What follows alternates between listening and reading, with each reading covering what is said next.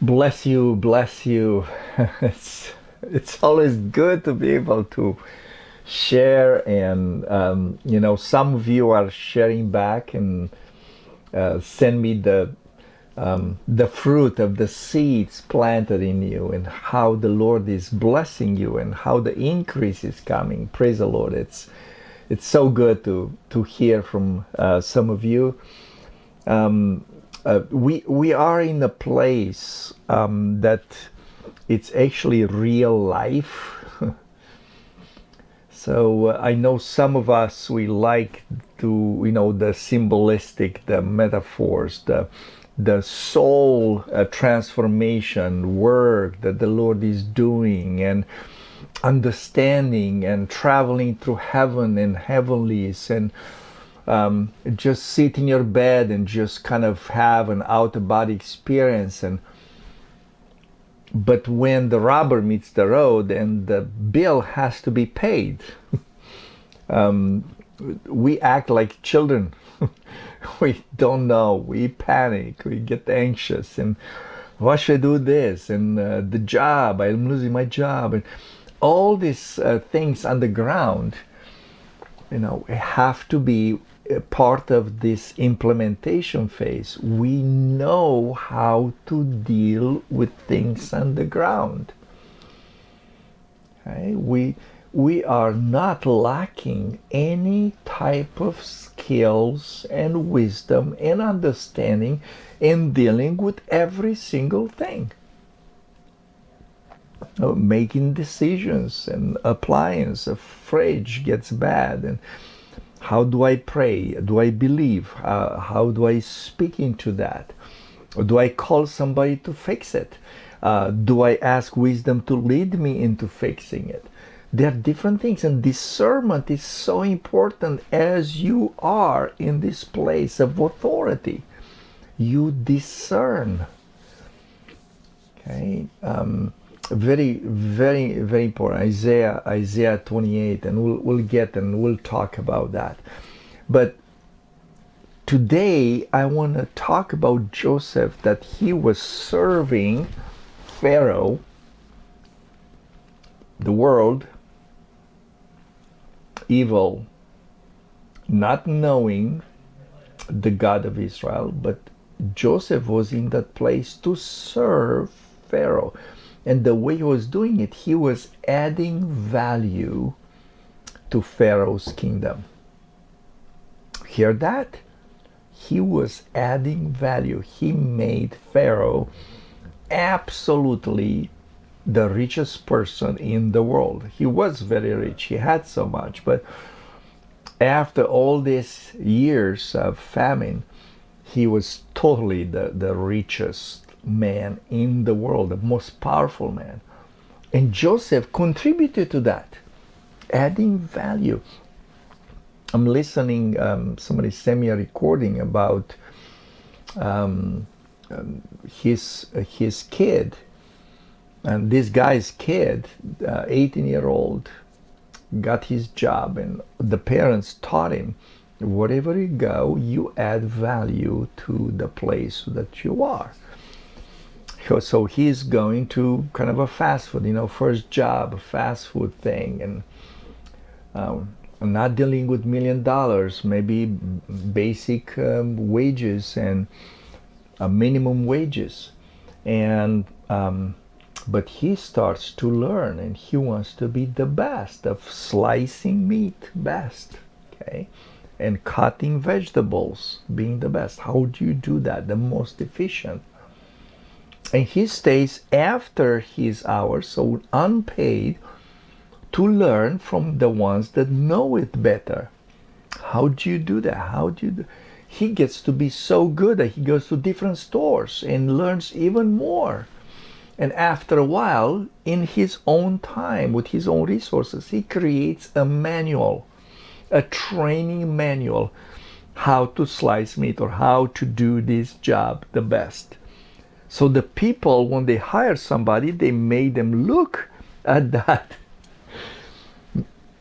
video or training, read through that, and just reduce the time to get acquainted and learn how to do things. This kid, 18, he didn't go there and says, this is too dirty. Where's my iPhone? No, he actually wanted to do that. What's happening with him? He gets promoted. He gets promoted. So, I don't know, very early in his age, he gets to be like a district manager or some kind of a big regional, because he was noticed doing something unusual. What was unusual? Adding value. Yeah, I remember this sometimes. We started in a new building, and this sister, young girl, she wanted to bring value, to make people to like to come to church. So she would get little promises on small little papers, and she would put them on every chair. So somebody would come. It's like, wow, this is a promise for the day. I love that. Nobody asked her to do that. It was not in her task to do that. She wanted to do it even more. Okay, so this is adding value, is what I see in Joseph's heart. So you can, if you read here, right, he goes around, right, we read in Genesis 41, gather up all the food of 7 years which were in the land of Egypt, laid up the food in the cities, laid up in every city the food of the fields which surrounded them. Gathered all so much grain. I mean, he really wanted to do that. And when Pharaoh sends sends people to Joseph, he says that he opened all the storehouses and sold. No, he was not making his own account in the bank. No, all the money would go to Pharaoh. This was Pharaoh's money. It was Pharaoh's, storehouse. And I'm sure Joseph had no lack, but he would add value. He sold them. People had to come and buy so they can have what to eat. Right? And so all countries came to Joseph in Egypt to buy grain. And again, that's not like, hey, I want to be so rich, this is it, now just watch me, my next Lamborghini. That's not it. He would add value to him serving Pharaoh. Pharaoh was the king, and he was the one that would get all these benefits. Okay? Working in the most efficient way. See, he didn't say, well, I told you, Pharaoh, now, it's on you. You figure out, I just interpret the dreams, and make sure you send me my share, okay? Every day I want to see my share, Pharaoh. No. He goes with all this, as we said about the seventh spirit, all this wisdom, all this understanding, all this knowledge, and creates these hubs. Brings all this, the storehouses were inside the cities, to be more accessible, more easy, very easy for all the people to access them, right? Don't have to travel that much if you're in the city. And each city had their own storehouses. I mean, how amazing, how wise it was that. Then opened the houses, the warehouses when the famine started, sold the grain to people. What this shows, so listen to this. He knew, because he believed the promise, that there will be a limited time, and at the end of that, Pharaoh will be so rich. Okay. If he didn't believe that, it's like, what's the use for the money? If we all die, it doesn't matter. Just give it to them and for free. But he knew that's going to have an end. The famine is going to have an end. See, this is important as far as selling, and we'll talk more in different recordings about this. But I don't believe that you want to sell, and you should sell the spiritual for money. This is not. They're different realms. Okay. But at the same time, when you work in the world, you should expect a compensation. Okay, you do this stuff and you understand that you will be paid this much, so that's the compensation. Okay, that the Lord provides through that employer or through that business person or through that person that buys things from you. Okay, so when you deal with somebody that blesses you spiritually, do not think that you should pay him or her for the prayer or for the blessing or for the spiritual advice. Okay, no. But if the Lord is showing you, hey, you have to spend gasoline, you have to spend gas to come here, can I pay for the gas? That's a different thing. Yeah, I think it's fair to buy him or her the ticket so he can fly there. I think it's fair. But to say, hey, I'm giving you this money so I can hear you praying for me, or I can receive, or the Lord gives you this gift, right? This is not, and it's very clear in the word where he says, buy the truth and sell it not. And again, we'll talk more about that, but I just wanted to bring it up here because some people will say, well, she should have given the grains for free because he has a good heart and God gave them those grains. And adding value and dealing with that at that level, now I think he did right that he sold. He did not sell the gift of interpreting dreams. He did not go to Pharaoh and says, okay, it's going to cost you. I got exactly what the Lord wants to say, but it's going to cost you. You have to make me this. You have to make... No, he actually says very neutral, you have to appoint someone. And I mean, he was the obvious one, but he didn't sell the gift. Yes, you can see that. Also, very, very interesting how he's adding value and how he works with this. He is storing in the plenty season to use in the lack periods of time. Okay, that's adding value to your earthly life. Remember that. Working wisely with money and things that you have in the periods of plenty.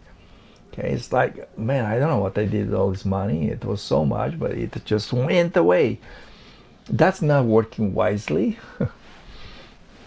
Because in the time when it's not, the famine comes, you don't have it. So there's, he said, put together 20%, 1/5 of everything, save it. Okay. I do believe that's a principle somebody taught me about, the 10-10-10 principle, which is 10 is the tithing, 10 is the sowing and reaping, and 10 is the saving. So I will live on 70%, and 10-10-10 is what goes out, 30%. It's set aside. And I found it wise, and I do that. Maybe in different proportions, in different months, in different years, but I like that. Okay, so here the wisdom was 20% saving. Okay, maybe that's a word for you. And verse 34, let Pharaoh do this, and let him appoint officers over the land to collect 1/5 of the produce of the land in Egypt in the 7 plentiful years. So we talked about this. but let him appoint officers. I like that. Because this is not just about Joseph. This work was for so many people. One person would have failed.